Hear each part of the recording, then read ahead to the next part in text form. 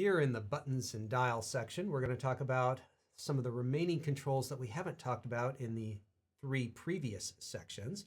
And so there are lots of controls on this full-bodied camera, so we're going to dive in and talk about them. First up is that main button we've been using quite a bit out on the front of the camera, the multifunction button. We've used it for ISO and drive and focusing options. And next up, we're going to be talking about the white balance. So you remember, you press the button and then you can choose the function with either of the back quick control dials, and then you can change whatever setting you have on that with the main dial of the camera.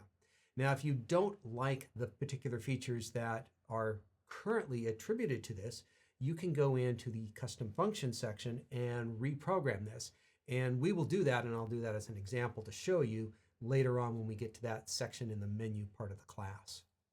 So white balance is the next option in here. This can also be found by diving into shoot menu number 4. So there's a couple different ways in order to get to this. So white balance, of course, is setting the color that you are recording. Now, if you dive in here, you're going to have a number of very common options that we've had for many years in digital photography. We're going to have 3 options for kind of natural lighting. We're going to have 3 options for artificial lighting. The one that is the most different is tungsten, of course. And so if you are working under the tungsten lights, if you forget to adjust your white balance, that may appear very orange in there if you leave it on daylight, for instance.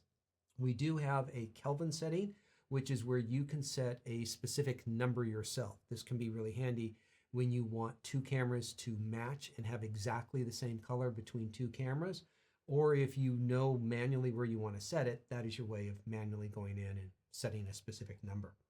There is also a custom option. This is where you can shoot a photograph of a white sheet of paper, a white wall, or a white table, or anything that's neutral in color, and the camera will figure out what the correct color balance for that situation is. There's a lot of situations where you might be working with mixed lighting and none of the preset settings are correct, and you just don't happen to know off the top of your head what the Kelvin setting you think it should be. And so by shooting a test shot of a neutral gray card, white sheet of paper, something like that, you can have the camera figure it out for you. And of course, we have auto white balance, and this is where the camera will look at the information in the image, particularly looking at the highlights, and figure out kind of on its own where it needs to be. Generally speaking, auto white balance does a pretty good job for most people most of the time. Now, if you are shooting RAW, well, you really don't need to worry about this too much, because with RAW, you have the ability to adjust white balance in post-production. Now, always best to get things shot right in camera if you can. And so if you know you're in a particular situation, I recommend that you set it and also shoot RAW so that you can adjust it if necessary. But if you do shoot RAW, you always do have the opportunity to go back and fix things later on. Now, there are 2 different types of auto white balance that you can use. There's kind of a standard auto white balance, which is pretty good at correcting everything, but it sometimes will allow in a little bit of that ambient light. And so if, let's say, you have a little bit of tungsten light in your image and it warms up the room that you're in, it allows a little bit of that through. And if you want to get things to a technically perfect level, there is auto white balance with the white priority, which really prioritize making sure that the white subjects are white. If you are working in a scientific or potentially in a retail environment where you're really trying to show colors exactly as they are, as opposed to just colors that look nice, then you might want to choose that option in there. All right, next up is flash exposure compensation. And so this can be gotten to by the multifunction options button, the 5th option in there, or on the top of the camera, the lower of the 2 buttons, or the closer to the back of the camera, you press that button with the quick control dial on the back of the camera, and you can activate and use this feature here. What it does is, when you are using an on-camera flash or off-camera TTL flash, the TTL stands for through the lens automatic flash, which means the camera is going to figure out the correct exposure. And the correct technical exposure when it comes to overall brightness of an image isn't always what looks aesthetically pleasing. And oftentimes people have found that you want to back off on the power of flash a little bit. So you might want to back off by a stop or two stops, and that's what TTL -1 or -2 is. And how much you want to back off really depends on the other tonalities in the image. If somebody's wearing a dark top and they have a dark background, the camera's flash is trying to overcompensate on areas that it can affect, and it just doesn't look good in the skin tones. And so you will need to kind of play around to see what works for you in your situation. And so if you are using TTL flash at, say, an event, a wedding, or something like that, a lot of photographers leave it at TTL -2/3, 1 1/3, one stop, somewhere in there. It all depends on what type of look you like to your image. And so this is a very common setting, and it's something that's nice to have it easy to get to. And this can also be gotten into, as well as other flash features, by going into shooting menu number 3, external speedlight controls. There's a lot of items in there that we will talk about when we get to the menu section of the class. Now, I will say that of the multifunction options, we've got 5 options in there, and this one, at least right out of the gate, because the camera doesn't have a built-in flash, it's not doing anything for a number of photographers. This is kind of a wasted space if you don't use flash photography very much. And I know there's going to be a lot of sports and photographers that don't use on-camera flash. And so this is a feature that is just ripe for replacing with something else that you find more valuable. And this is something that we'll talk about, and I will show you more closely when we get to the custom functions and how to reprogram settings. So you can take this out. You can leave it out and just have 4 options, or you can put something else in there. You cannot add and make 6 in there, okay? Keep that in mind. But you can take this one out and you can mix the order up and play around, and lots of customization there. So we will do more of that later on in the class. All right, looking at the top of the camera, we do have a light button and an LCD display. So by pressing that button, you change the information that you get to see, depending on what is most important to you to look at. And if you hold down on that button, it'll change from a dark background to a light background. So your preference, and so feel free to press through to make those changes. Now the light button, some people just don't use that LCD on the top of the camera. Most cameras don't have it, so some people just aren't used to using it. And if you don't really even care about it, well, you can completely reprogram the light button. It's just a standard custom function button that you can have do dozens of different potential features. And so keep that in mind if that's a button that you just don't normally use on a regular basis. Now, a lot of times we can just use the quick control dial on the back of the camera for doing exposure compensation, but we do actually have a dedicated button on the top of the camera for controlling that as well. In some cases, it's easier for people to access if they want, but it is there, and that's kind of another traditional feature of the 1 series cameras from Canon. All right, over on the left, we've kind of talked about this button before. We have the drive and AF button. This is one of the more important controls that you're likely to change on a regular basis. We talked about these more in depth back in section 4 and section 5. Below that, flash exposure compensation. Well, we just kind of talked about that because it's part of the multifunction options up there as well. We also have metering down here as well, which we talked about in the exposure section. When you press them both together, you get bracketing, which we talked about in section 3. Now, other items on the top, we do have a built-in microphone. It's not a very good one. It's good enough just for basic recording. Obviously, if you're recording video and you want better quality audio, you're going to want to hook in some better quality mics. The focal plane is the position of the sensor. If you were needing to take a very specific measurement from your subject to the focal plane, because sometimes you need to measure that for getting focus set just right in with certain types of lenses, it's handy to have. It's kind of funny because I've been talking about this feature for years in a camera, and I actually needed to use it the other day for the first time, and I was using a camera that did not have that feature on it, and it kind of made me frustrated because pretty much every camera I've had has had that, except for this one camera that I was doing some tests with. And so it can be handy in some unusual situations. Looking onto the back side of the camera, first up on the top left, we have our menu button. This is kind of the full list of everything this camera can do. If you really want to know what this camera is capable of, go through the menu system. It's all in there. And we will be doing that in sections 12 through 18 of this class. Next up is the rate and mic button. And what this is really getting into is the whole playback controls. Playback button is down on the bottom. And so let's talk a little bit about playback for a while, because you'll notice that these buttons are in blue, and that indicates that they do something different when you go into the playback mode.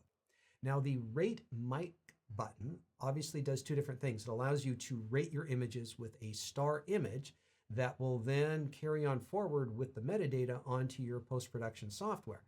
And it's not the best place to be rating images, in my opinion, but when you know you have a winner out in the field and you want to be able to find that really easy later on, yeah, it's pretty easy just to give it a nice 2-star rating or 1-star or 5-star or whatever system you want to use, and that way you can find it later on. Now, the second half of this, the mic part, well, that's where the microphone on the top of the camera comes in handy again, as I just talked about. If you hold in on the button for 2 seconds, you can record a message about that particular image that you are looking at. And this will be saved as a WAV file on the memory card.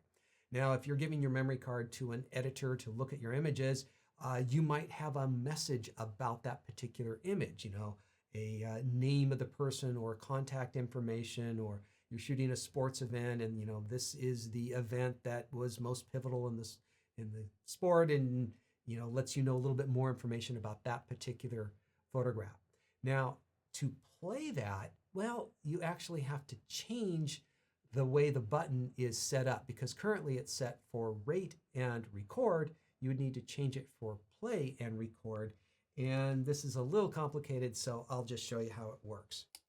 All right, well, let's go into the back of the camera and let's go ahead and play back an image. It really doesn't matter the image here. And so let's just say we want to make a note for this image right here, and I'm going to hold down the rate mic button for a couple seconds and we'll see something pop up on the back screen. This image was the best image I ever shot, at least for that day. Okay, so that's what I played with. Now, when I hit menu and I go into the playback menu, I'm going to change over to, let's see, where is it? Page 4. Currently, the rate and mic button is set up for rating and using the microphone. I'm going to change it to set playback and mic. So if I want to hear what I have just recorded, this is the only way to play it back. So now it's in the playback and record option. So when I go and look at this, I have a little musical note up there. And if I can recall, I will try to press set, or I will try to press the button. Okay, so the way that I played it back is I just hit the rate button up there, because it now becomes the playback button. And so if you want to be able to hear what you have recorded, you do need to dive into the playback menu to change that particular feature over. It's kind of a minor little thing in the playback world, but it was the first button we talked about. So obviously some other important buttons is going to be the zoom in and out button. This is going to allow you to magnify your image and check to make sure that it was sharp and things are the way you thought they were in the image. We have the erase for deleting images. And interestingly, and very handy on this camera, is you can either erase the single image or the burst of images that you have shot. So you can erase the scene including that image. And so I was testing out how good this was at recognizing one burst from the other. And it seems to understand very clearly the difference between you going up and down on the shutter release and you just holding down and letting the camera fire off as much as you want. And so I would take a bunch of short bursts in a row, and then it would look at the last image of that burst, and I would tell it to erase that scene, including the image, and it would erase just that one burst. And the other burst, which was just a quarter of a second apart, it would recognize as a different burst. And so if you want to get rid of a burst of images, one continuous press of the shutter release down, you can do so very easily when you have that option pop up on the screen. You can scroll through your images with the quick control dial on the back of the camera. You can pull up more or less information if you want with the info button. You can zoom in and out with the quick control dial 2 on the camera, that top dial, and you can jump images with the main dial on the camera. And this is something that you'll be able to reprogram. It currently jumps 10 images. So if you've got a lot of images that you're trying to get through, you can just kind of scroll with that top dial a little bit more easily. Now, of course, we have a touch screen on here. We have a lot of common touch gestures that you can use. So let's go ahead and just kind of take a quick look at what some of these are. So we'll go ahead and hit playback in here. And let's make sure that we've got a reasonable image to go with. So let's go back to this image here. And so you can double tap. You can kind of pinch out. You can move around, scroll left and right until you get to the full image. And then you can swipe left and right to go from image to image. You can even go into small thumbnails if you want to see more images on the card at one time. And so, as I've said before, some people like using the gestures and touchscreen. Other people don't care for it. You don't have to. There's plenty of other controls that you can use if you don't want to use it. You can also use the joystick for navigating through your images as well. When you're in the playback mode, I mentioned that you can press the info button to get more or less information. And so if you just want to look at your image or you want to look at some of the metadata and settings that you have in the camera, you can go through that as well. Now there is a little scroll bar down there, so you can scroll through lots of information. It kind of remembers where you were last, and so when you play back the next image, that same group of information comes up. And some people find this more or less helpful, but occasionally there's bits and pieces of information that you're looking for that can be quite handy. So just realize that there is lots of information to scroll through. If you hit the Q button, the quick menu, well, there's a standard quick menu on the camera that we're going to talk about in an upcoming section, but there is a different playback quick menu when you're in the playback mode. And generally speaking, all of these things are shortcuts to items that are in the playback menu. So we're going to talk about these when we get to section 15 on the playback menu, so we're not going to jump into them now, but they are basically nice shortcuts when you want to make some sort of change within the playback world of operations. Next up on the back of the camera is our stills movie switch. We've talked a little bit about this. We're going to be moving things over into the movie mode when we get to section 9 on shooting movies. Now this is also a customizable switch as well, and you can customize it to do a few different things. Not a lot, but a few different things, and we'll talk about that with custom function 4. All right, the smart controller is going to be used as an autofocus on button. Remember, there are 2 of them. They're kind of matching, one for horizontal, one for vertical shooting. We did more examples of this back in section 4. This is, of course, a customizable button. If you don't like back button focusing, then you can have the freedom to change this to one of many, many different options on there. The auto exposure lock button, the star, is a basic custom function button that you can reprogram if you want, but by default, it is locking the exposure or the flash exposure if you want. If you want to reprogram it, that's going to be in custom function 4, customized buttons. The AF point selection we talked more about in section 4 is going to be used for activating the different focusing options, different focusing area options, so that you can choose any one of the different options in there. Don't like that? Another one of those customizable buttons. The info button is always a handy button to press to get either more or less information. You'll never hurt anything by pressing the info button.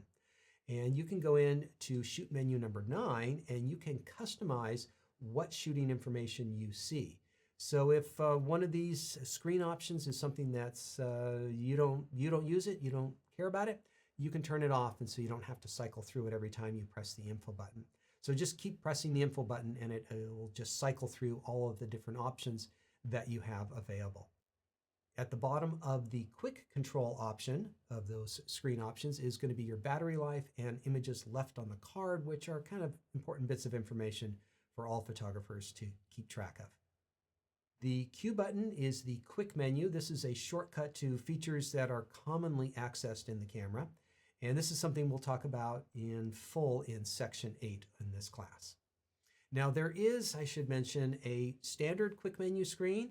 And when you can see an image through the LCD monitor on the back of the camera and you press the Q button, you're going to get kind of a modified, it's a customizable quick menu. And this is where it's going to have all the controls over on the side. Now, the options in the two don't totally match.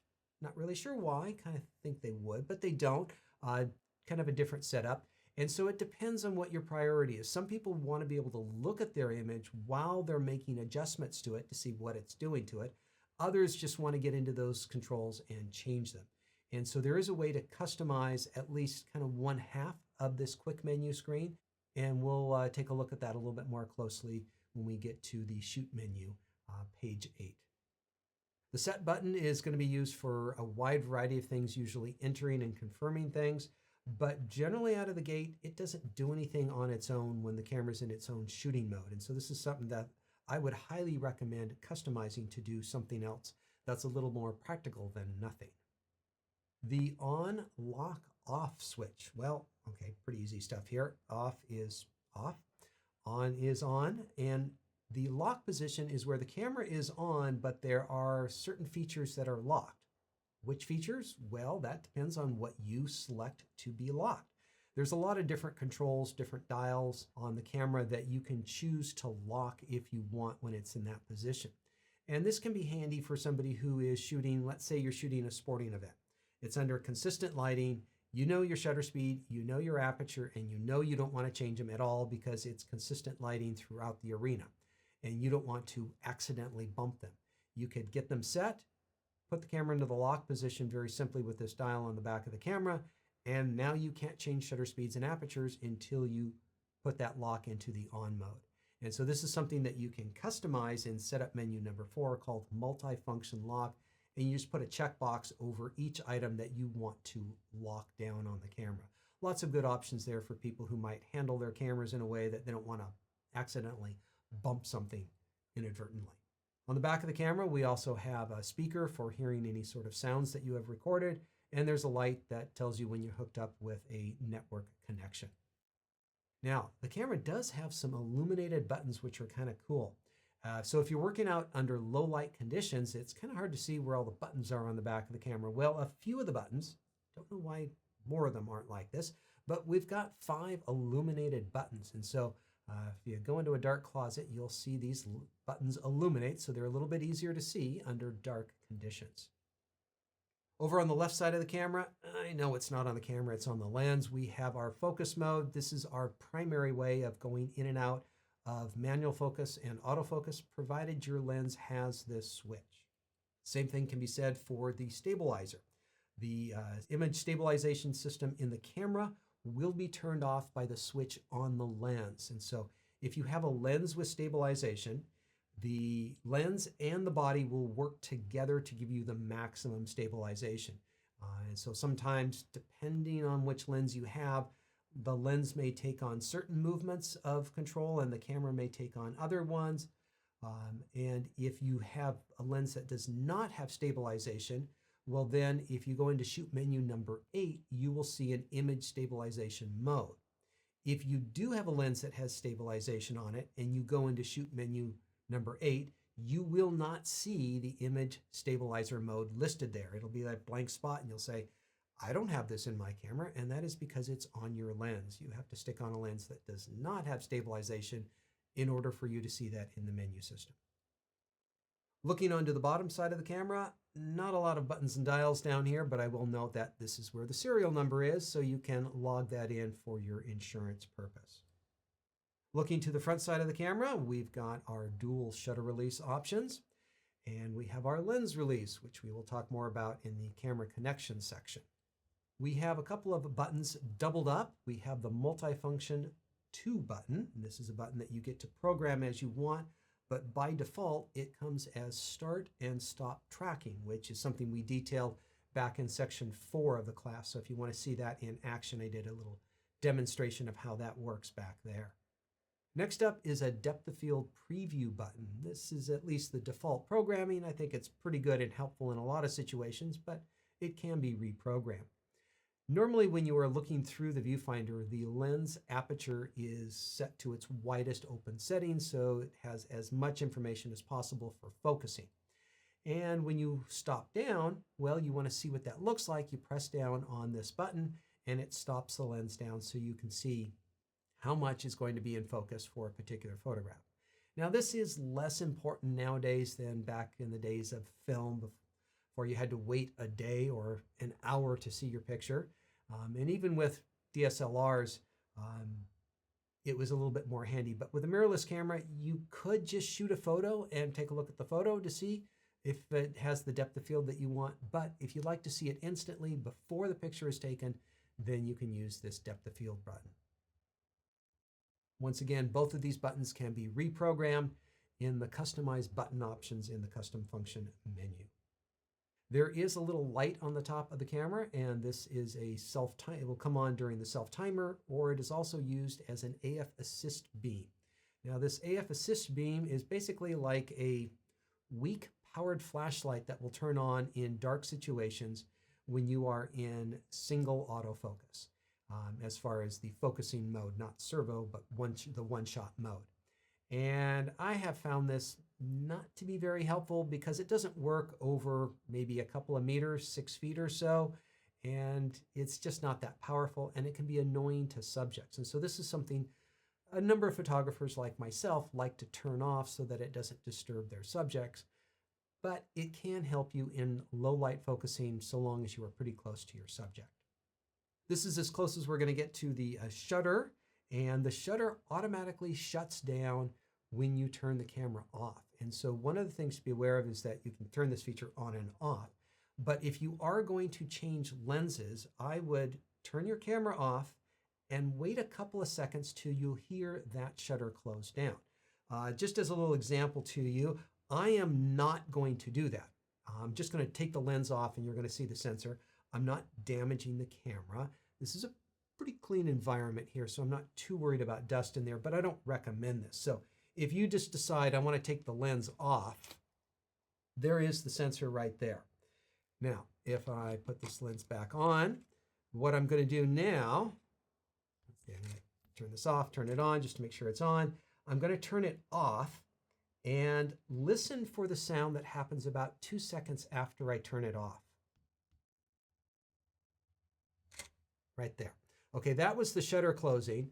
And so now the shutter is closed, and now it's the safe time to take your lens off. And I know for those of you who like to quickly change lenses, as I do sometimes, it can feel in a really, really long period of time that you're having to wait for this. It's really only about 2 seconds, so it's not a big deal. Now, we're not actually going to take a closer look at the sensor, but some obvious stuff. It's a 24 megapixel sensor. It is a stacked CMOS sensor, which is giving us the really, really fast readout times that this camera has that allows us to shoot with that electronic shutter for moving subjects and see a very minimum of distortions. And so very good piece of equipment in there for sure. All right, folks, that was your tour around the camera, looking at all the remaining buttons and dials, and hopefully you've got some ideas of more customization that you can do, better understanding of your camera, and there's still a lot more to come.